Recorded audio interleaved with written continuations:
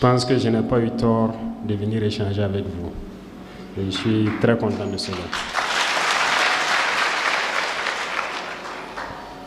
Et à la question préoccupante pour tout le monde, la question sécuritaire, les universités d'Ori, Waivia, Fada, toutes ces universités donc, qui sont dans des zones rouges, la question nous taureau de l'esprit certes, mais il y a une solution en cours.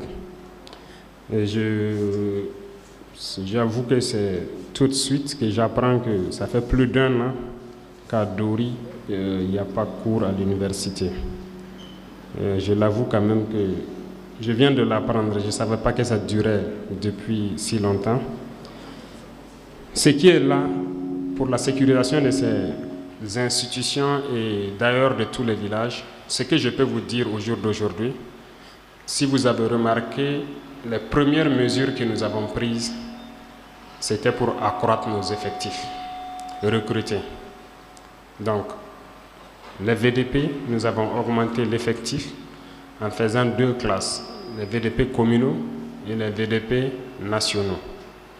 Cela veut dire que les communaux vont rester dans leur commune pour défendre et les nationaux pourront être employés partout. L'idée aussi, c'est de petit à petit convertir les plus jeunes à l'armée après un temps de combat. Concernant l'armée, je pense qu'il y a un recrutement actuellement en cours de près de 6000 hommes si je ne me trompe, et il y en aura encore, parce que le défi de l'effectif est le plus important. Le combat atteint un niveau où nous ne pouvons plus nous permettre de mettre de petits effectifs sur le terrain. Donc, nous avons accentué les recrutements et les formations sont en cours. Et parallèlement aussi, l'équipement est en cours d'acquisition, de sorte que lorsqu'ils finissent leur formation, ils puissent être immédiatement engagés pour pouvoir venir sécuriser un certain nombre de localités. Donc, la question de la sécurité se résume d'abord à une question d'effectif, une question d'équipement, ce qui est en cours de résolution. Parce qu'un combattant, on ne le forme pas aussi en 2 semaines, 3 semaines. Il faut un minimum de connaissances qu'il doit acquérir pour pouvoir faire face. Et aussi, la puissance de feu ennemi est assez élevée. Et nous sommes en train de nous équiper pour répondre au moins 5 à 7 fois plus que sa puissance de feu pour pouvoir dominer avec notre effectif. Donc, je peux vous assurer donc qu'à la fin de la formation de ces gens, qui ne doit pas tarder normalement, la priorité sera mise donc sur ces villes qui portent donc les universités et aussi avoir de la présence autour des universités pour que vous ne soyez pas affectés encore dans vos activités académiques. Ça sera notre priorité.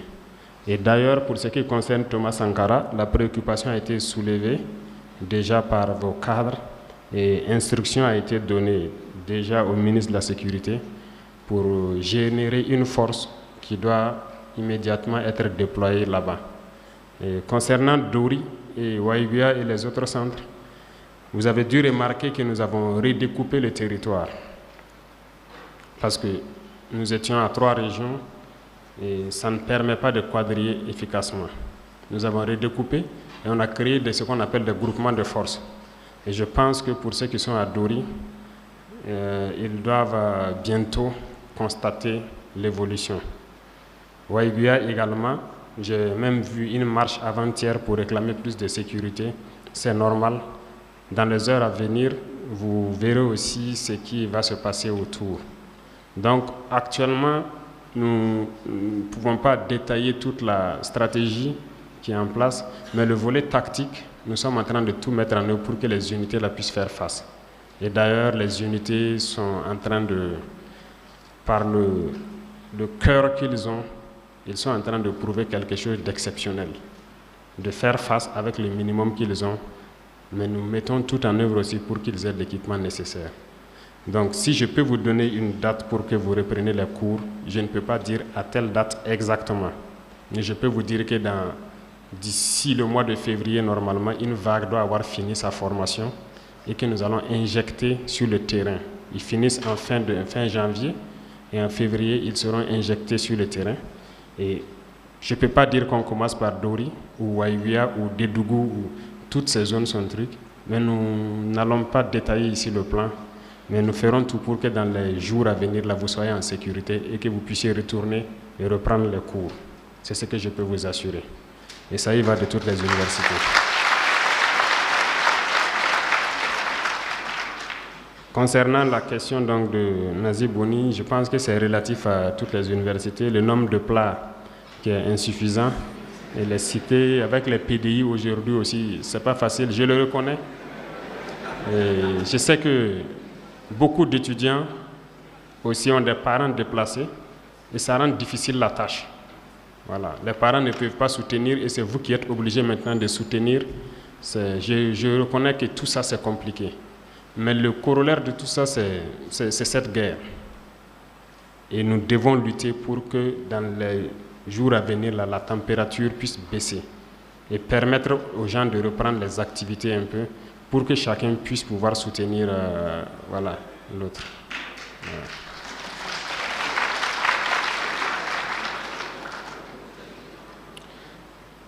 Les étudiants PDI, ça, nous allons essayer de prendre ça en compte.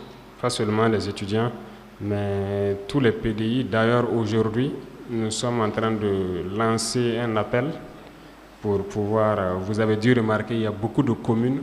On fait les efforts de ravitaillement, rien que les vivres, parce que c'est ce que les gens cherchent actuellement, à manger d'abord.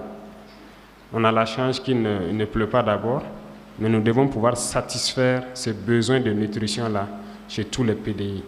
Et l'effort est mis sur ça actuellement. On est en train de chercher le maximum de camions possible. Les hommes sont prêts, engagés, surtout quand il s'agit d'emmener à manger auprès des populations. Et ils n'ont aucune fatigue, ils n'ont aucun répit. Et après, nous allons penser aussi à reloger, à redéfinir l'emploi de certains PDI. Et concernant les étudiants, il s'agira pour nous de trouver les moyens pour que ces gens puissent s'insérer dans la société estudiantine et pouvoir reprendre les études. Le défi est énorme, je le reconnais.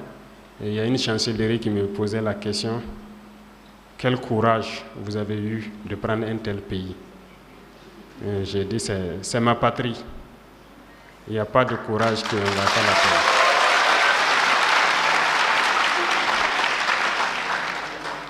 La question des infrastructures, c'est connu, les laboratoires, la bibliothèque, l'Internet.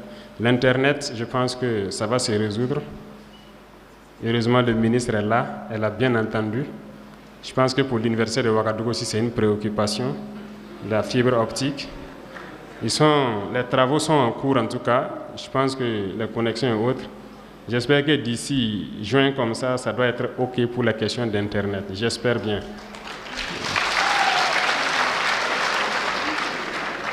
Pour les laboratoires et les autres effets, je discutais dernièrement donc avec un certain nombre de ministres concernant donc nos nouvelles coopérations qu'on veut avec certains pays.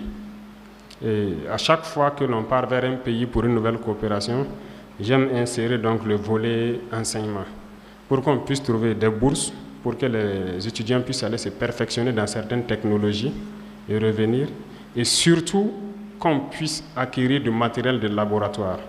Parce que moi-même, je viens d'ici, j'ai fait la géologie et je sais ce que c'est que le laboratoire. Donc, je sais que dans tous les domaines, vous en avez besoin. Et dans nos partenariats futurs, donc, on met l'accent sur ça pour qu'on puisse un peu rééquiper nos universités, nos écoles, pour que les étudiants puissent vraiment... C'est à travers ça que vous pouvez vraiment chercher et développer quelque chose de nouveau. Comment adapter l'éducation? C'est une très bonne question. Je répondais à la question avec les enseignants. Le nouveau ministre de la Jeunesse qui a été installé a reçu hier une mission de pouvoir donc, avec ses camarades de l'enseignement supérieur et de MENAPL, de l'enseignement de base, pour réformer le système éducatif. Parce qu'au Burkina, on finit la terminale, la destination c'est l'université. Pourquoi ne pas, à l'intervalle là, pouvoir donc professionnaliser la formation de sorte que, à partir d'un niveau, d'autres pourront directement être employés et que l'université soit un choix et non pas forcément une destination.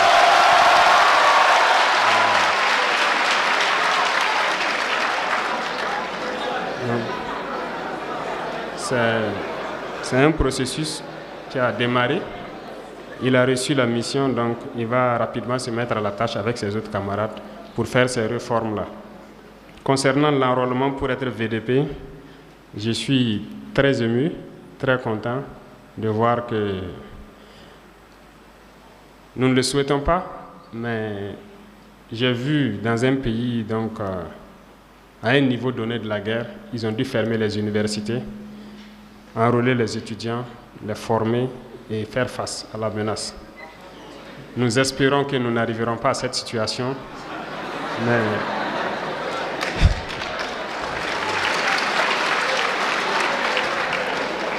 je suis particulièrement content de voir qu'il y a des combattants ici, que cette rage-là existe toujours au sein des étudiants. C'est très bien. Nous allons étudier, voir, mais nous ne souhaitons pas, en tout cas, a priori, vous engager pour prendre des kalachnikovs, mais nous allons vous engager, pour comment fabriquer des kalachnikovs.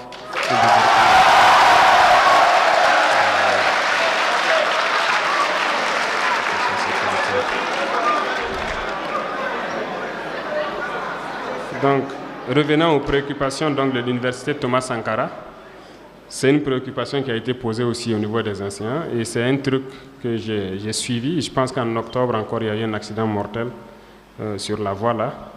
Le vendredi surpassé, si je ne me trompe, j'ai pris la voie pour aller donc, au centre de formation des VDP et j'ai pu remarquer l'étroitesse de cette voie.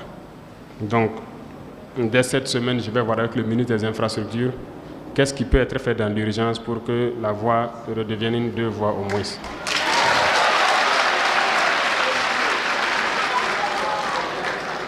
Et aussi, je disais pour la sécurité, donc ça, c'est déjà pris en compte. Revenant à la question du patriotisme, bon, heureusement que ça vient de vous et je souhaite que le patriotisme soit la chose qui vous anime le plus. Rien ne vaut la patrie. Et déjà que cette jeunesse a compris que notre patrie, on ne va jamais se retrouver ailleurs et être chez soi. C'est chez nous ici. Et ceux qui ne veulent pas se battre pour la patrie, je pense que vous les connaissez. Et je ne souhaite pas que vous soyez violents envers eux, mais il faut donc les observer comme ça, continuer à jouer leur jeu, mais nous trouverons les voies et moyens pour aller avec les patriotes vers donc, le rayonnement de notre patrie. Et c'est un phénomène très important, d'autant plus que les gens ont demandé à ce qu'on ramène l'éducation civique et tout au niveau des universités même. Mais nous trouverons la formule pour en tout cas faire rehausser le niveau de patriotisme de la jeunesse pour que les gens n'emboîtent pas les pas de certaines personnes qui ont vraiment tout perdu. Voilà.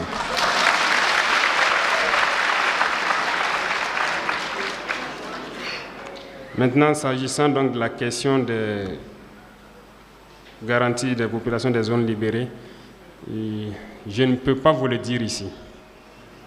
Si je vous le dis, c'est public. Si c'est moi l'ennemi, je vais m'adapter. Vous comprenez? Il y a beaucoup de choses d'ailleurs qu'on ne peut pas dire publiquement parce qu'on contribue à informer l'ennemi, à se préparer à contrer ce que nous faisons. Voilà. Donc, nous préférons le réserver des surprises, mais retenez que la guerre qui est en cours, c'est des batailles. Comme vous le remarquez, il y a des jours où on perd des hommes, mais il y a des jours où on gagne. Généralement, nous, on ne communique pas trop depuis que ça a commencé. Comme on dit, la vocation de cette guerre, ce n'est pas de tuer. Mais on n'a pas de choix.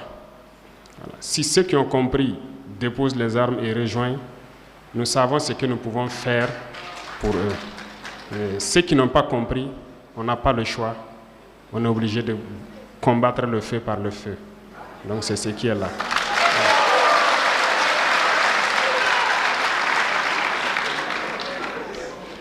La réduction du nombre de partis politiques, je pense qu'il y a une réforme globale en cours. Si nous, on ne le fait pas, c'est que ça ne va jamais se faire. Voilà.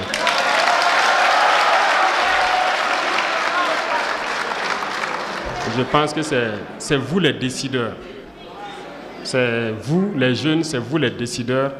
Et on va réformer de sorte que je pense que ça doit d'ailleurs interpeller tout le monde, que les gens puissent s'unir et pouvoir... Pour développer le Burkina, je ne pense pas qu'il y a 1000 voies différentes. Il y a beaucoup de programmes sûrement qui se croisent. Il faut qu'ils arrivent à s'unir pour faire un seul programme et avoir donc des partis, vraiment un nombre réduit de partis. Ou à défaut, nous allons élaborer des textes avec leur concours pour permettre de réduire donc ce nombre croissant de partis politiques. C'est ça même le début de la cohésion et de l'union des Burkinabés. Il faut que les chefs de partis là arrivent à s'unir, créer quelque chose de grand, avoir une idéologie bien claire et pouvoir donc poursuivre leur but. Donc c'est des réformes en cours qui seront lancées. Il y a le Premier ministère qui va convoquer un cadre de concertation pour ces réformes-là. Je regarde sur mes fidèles compagnons. Vous avez bien dit fidèles. Ils sont fidèles. Donc ne vous en faites pas. La particularité entre moi et mes compagnons, c'est que la guerre n'est pas que mauvaise. La guerre est très bien. Ça permet d'unir le combattant. Donc, à travers la guerre, on a vécu beaucoup d'épreuves du feu ensemble. On a vécu la mort ensemble plusieurs fois. Ça unit beaucoup plus que tout. Donc, c'est ça le plus important. Donc, soyez sûrs qu'on a côtoyé une fois la mort ensemble. Ça, c'est le lien le plus fort qui puisse exister. Ce qui peut facilement faire trahir, c'est l'argent. Et c'est ce volet duquel il faut faire très attention. J'ai une prière souvent que j'aime faire et que je continue de faire, surtout de ma position actuelle. Parce que je ne comprends pas souvent certaines personnes qui n'arrivent pas à aider d'autres. J'aime prier et j'aime dire que si Dieu doit me donner 1 milliard, tout le monde veut l'argent, tout le monde veut la fortune. Voilà pourquoi on cherche à travailler. Mais si Dieu doit me donner 1 milliard de francs et que je ne peux pas donner 50 millions à un jeune pour l'aider à faire quelque chose sans sortir, je prie Dieu qu'il ne me donne pas ce milliard-là.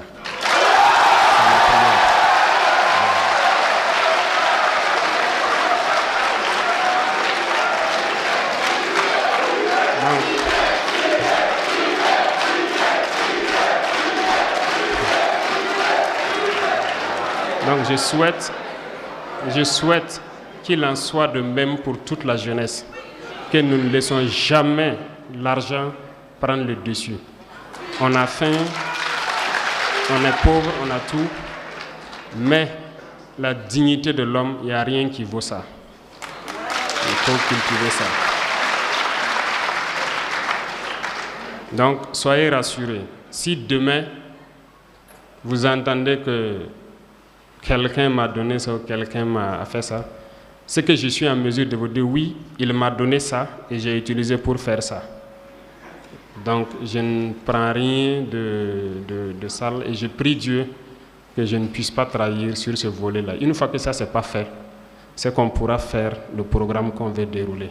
Et je pense que tout va bien se passer.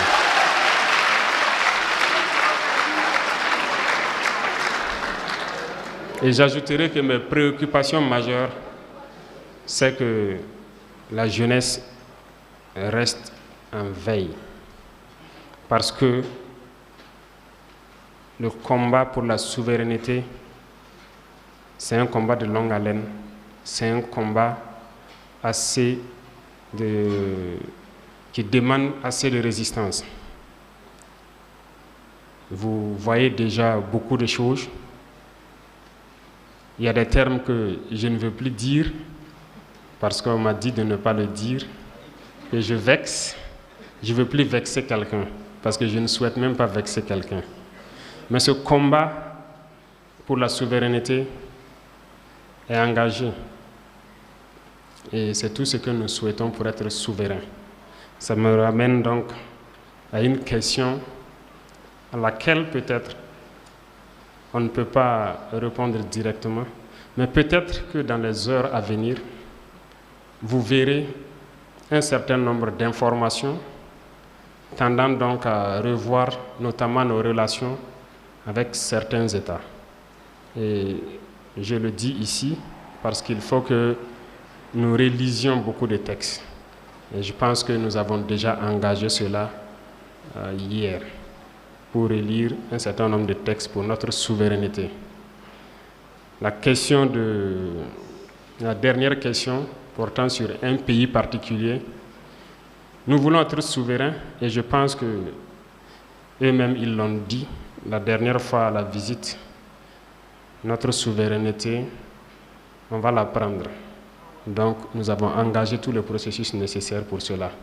Et ça se fait en douce. Et je ne souhaite pas qu'il y ait de la violence, comme je le dis. La jeunesse qui est là actuellement doit se départir de la violence. Je vous veux tous en bonne santé, qu'on puisse construire. Et ceux qui ne comprendront pas cela, trouvez les voies et moyens pour les empêcher de vous perturber. Soyez focus sur notre objectif et avançons vers notre développement, vers donc la souveraineté de notre patrie. C'est ça le plus important.